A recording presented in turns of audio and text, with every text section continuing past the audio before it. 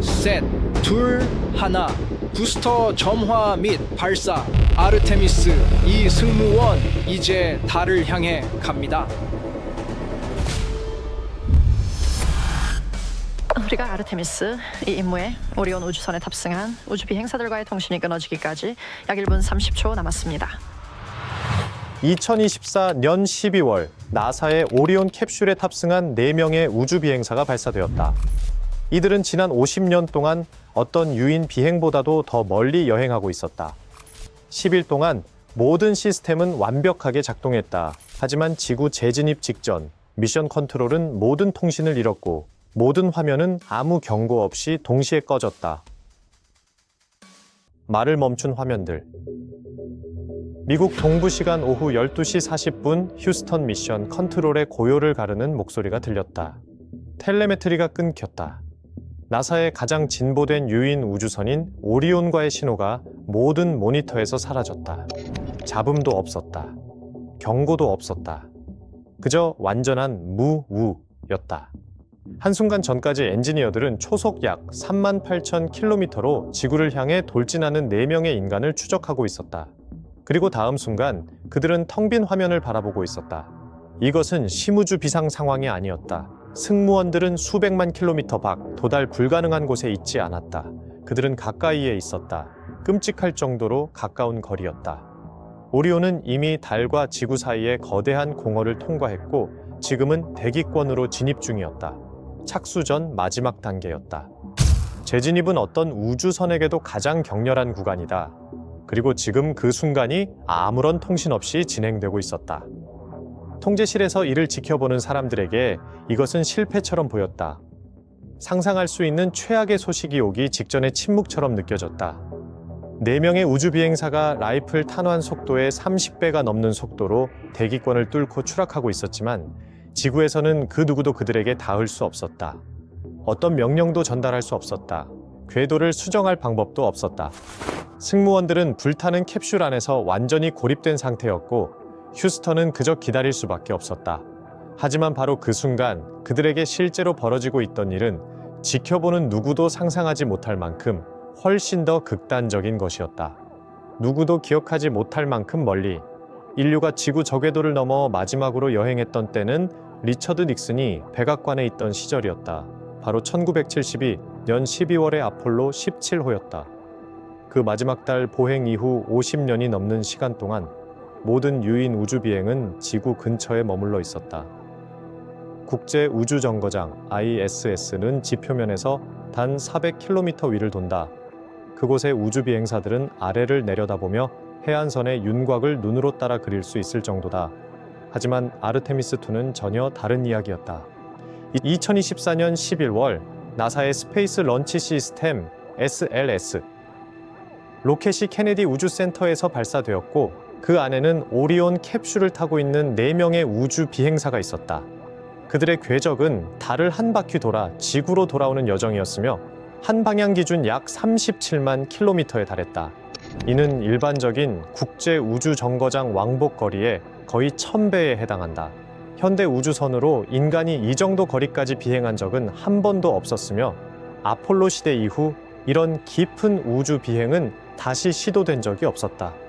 그 먼 곳에서는 지구가 더 이상 세계처럼 보이지 않았다. 그것은 손톱만한 크기의 창백한 구체로 줄어들어 팔을 뻗은 거리의 어둠 속에 매달려 있었다. 승무원들은 손 하나로 자신의 행성을 가릴 수 있었다. 무선 신호는 한 방향으로도 1초 이상이 걸렸다. 이 거리의 심리적 무게는 쉽게 설명할 수 있는 것이 아니었다. 이 4명의 인간은 지구 안팎을 통틀어 그 누구보다도 더 고립된 존재였다. 그럼에도 임무 자체는 놀라울 정도로 순조롭게 진행되었다. 모든 시스템은 설계대로 작동했다. 모든 단계는 계획된 일정에 맞춰 진행되었다. 깊은 우주에서의 10일간 거의 완벽한 운용은 팀에게 마지막 구간을 앞두고 조용한 자신감을 안겨주었다. 임무의 모든 것이 완벽하게 보였다. 그들이 집으로 돌아가려는 순간까지는 말이다. 속도가 불꽃이 되는 순간. 대부분의 사람들은 우주 비행에서 가장 위험한 순간이 발사라고 생각한다. 엔진의 굉음, 폭발적인 추력, 수백만 킬로그램의 연료가 한꺼번에 점화되며 발생하는 격렬한 진동. 하지만 우주 비행사와 엔지니어들은 다르게 말한다. 진짜 위험은 마지막에 기다리고 있다. 돌아오는 길이 떠나는 것보다 더 어렵다. 오리온이 달에서 귀환을 시작했을 때 그것은 지구로 부드럽게 미끄러져 내려오는 것이 아니었다. 그것은 추락하고 있었다. 지구의 중력에 끌려 가속되며 캡슐은 대기권 상층부에 진입하는 순간 시속 약 4만 킬로미터에 가까운 속도에 도달했다. 그 속도에서는 공기가 더 이상 공기처럼 행동하지 않는다. 공기는 빠르게 비켜날 시간이 없다. 대신 열 차폐판 앞에서 격렬하게 압축되며 그 압축이 섭씨 약 2700도의 온도를 만들어낸다. 이는 태양 표면 온도의 약 절반에 해당한다. 용암보다 뜨겁고 강철과 티타늄을 포함한 지구상의 거의 모든 물질을 녹일 수 있는 온도다. 캡슐은 더 이상 단순한 우주선이 아니었다. 그것은 하나의 불덩어리가 되어 있었다. 초고온의 기체가 오리온의 바닥을 감싸며 밝은 주황색 광채가 주변을 뒤덮었다. 이것은 플라스마, 즉 극단적인 열과 압력으로 인해 공기 분자가 찢어지며 만들어지는 네 번째 상태의 물질이었다. 원자는 전자를 잃고 전하를 띤 입자로 변하며 차량 주위를 빽빽하게 둘러싼 발광층을 형성한다. 플라스마는 어떤 엔지니어도 제어할 수 없는 특성을 가진다. 바로 전파를 차단한다는 것이다. 모든 주파수, 모든 채널이 막힌다. 이 초고온의 외피가 캡슐을 완전히 덮는 순간 우주선과 지구 사이의 모든 통신은 완전히 끊어진다. 그리고 바로 그 순간이 나사가 그들을 잃어버린 시점이었다. 생명줄이 끊긴 몇 분. 캡슐 안에서 승무원들은 휴스턴의 소리를 들을 수 없었다. 휴스턴 역시 그들의 목소리를 들을 수 없었다. 하강 각도와 속도에 따라 약 4분에서 10분 사이 동안 우주 비행사들은 지구의 모든 지원 체계로부터 완전히 단절된 상태였다. 어떤 엔지니어도 문제를 안내해 줄 수 없었고, 어떤 관제사도 업데이트를 보낼 수 없었으며, 어떤 비상 중단 명령도 도달할 수 없었다. 그들은 인간이 경험할 수 있는 가장 격렬한 조건 속에서 오직 기체 내부에 갇힌 차에 완전히 고립되어 있었다. 캡슐은 지상에서 설명하기 어려운 수준의 힘으로 흔들리고 있었다. 일반적인 난기류라는 표현으로는 부족하다. 감속으로 인해 승무원들의 몸은 평소 중력에 세서 5배에 달하는 힘으로 좌석에 눌려 있었다. 팔다리는 비정상적으로 무거워졌고 호흡은 의식적으로 해야만 가능한 행위가 되었다. 혈액이 머리까지 올라가기 어려워지면서 시야는 점점 좁아졌다. 작은 창문 너머로는 플라스마의 빛이 모든 것을 주황색과 흰색으로 물들이고 있었고 마치 초고속으로 움직이는 용광로 내부를 바라보는 듯한 광경이었다. 하지만 진짜 위험은 열이나 흔들림이 아니었다. 그것은 각도였다. 오리온은 극도로 좁은 대기 진입 통로를 정확히 통과해야 했다. 단지 몇 분의 1도만 더 가파르게 진입해도 캡슐은 지나치게 강한 저항에 부딪혀 구조적으로 붕괴될 수 있었다. 반대로 몇 분의 1도만 더 얕게 진입하면 캡슐은 물수제비처럼 대기권에서 튕겨나가 다시 우주로 날아가 버릴 것이고 돌아올 방법은 없었다. 생존과 파괴를 가르는 경계는 단 몇 도에 불과했다. 나사조차도 모든 계산 능력과 수십 년의 경험을 갖추고 있었지만 이 구간에서는 개입할 수 없었다.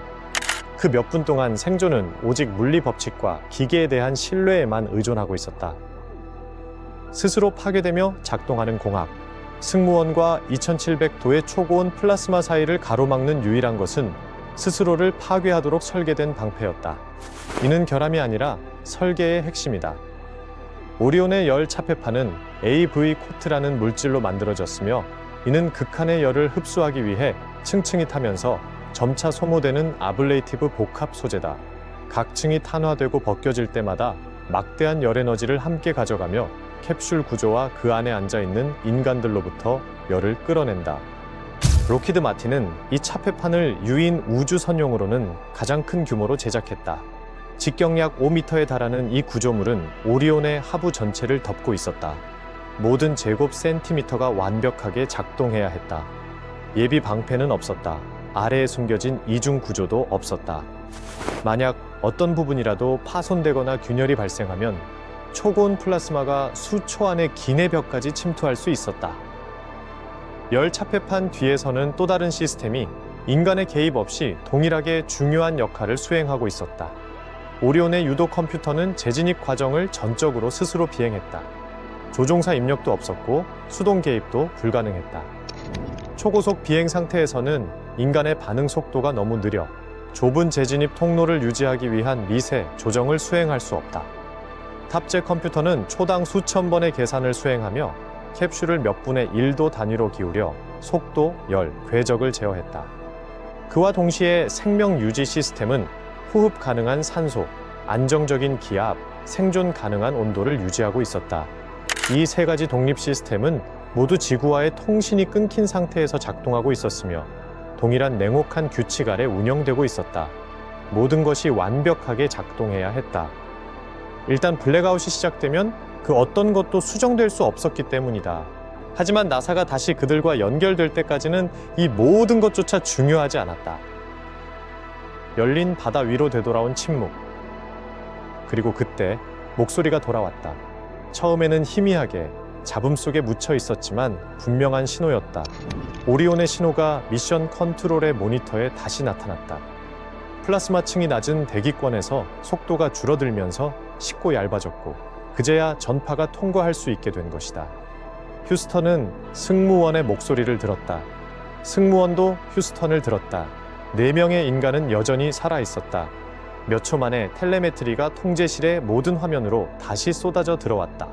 심박수, 기내 압력, 속도, 고도, 모든 데이터는 엔지니어들이 간절히 확인하고 싶어 했던 사실을 증명했다.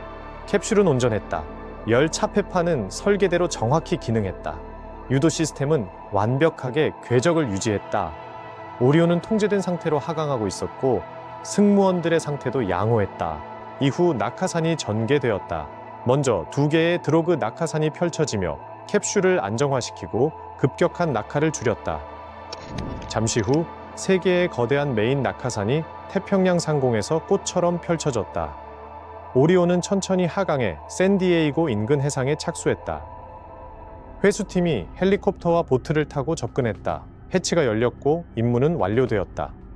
하지만 아르테미스 2가 진정으로 성취한 것은 단 한 번의 성공적인 착수 그 이상이다. 블랙아웃 동안 기록된 모든 데이터는 인류 우주 탐사의 다음 단계를 형성하게 될 것이다. 아르테미스 3은 1972년 이후 처음으로 인간을 달 표면에 착륙시키는 것을 목표로 하고 있다.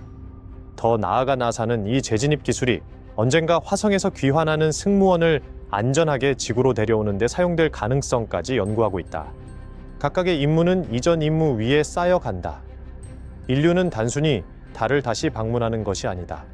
지구를 벗어나 여행하고 다시 살아 돌아오는 방법을 다시 배우고 있는 것이다. 그 블랙아웃은 몇 분에 불과했다. 하지만 그 몇 분 안에는 지구를 떠나고 다시 살아 돌아오기 위해 인류가 다시 배워야 했던 모든 교훈이 담겨 있었다. 달은 목적지가 아니다. 화성도 목적지가 아니다. 어디든 도달하는 데 있어 가장 어려운 부분은 언제나 돌아오는 길을 살아남는 것이다.